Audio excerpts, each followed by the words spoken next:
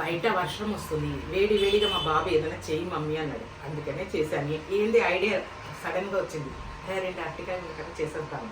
ఇప్పుడు నేను ఒక 15 మినిట్స్ కూడా కాలేదండి చేసేసాను. చూడు, మన ఇంటికి ఏమైనా చుట్టాలు వస్తా కూడా ఇలా చేసి ఇచ్చేయవచ్చు, ఈజీగా అయిపోతుంది.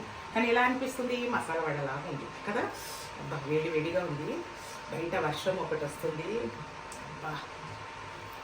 అమ్మా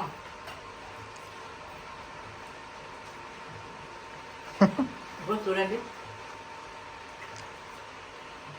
తింటున్నప్పుడు పచ్చిమిర్చి ఇదైతే వడ ఎంత టేస్టీగా ఉంది. గరం మసాలా వేసినందుకు అది చాలా బాగుందండి.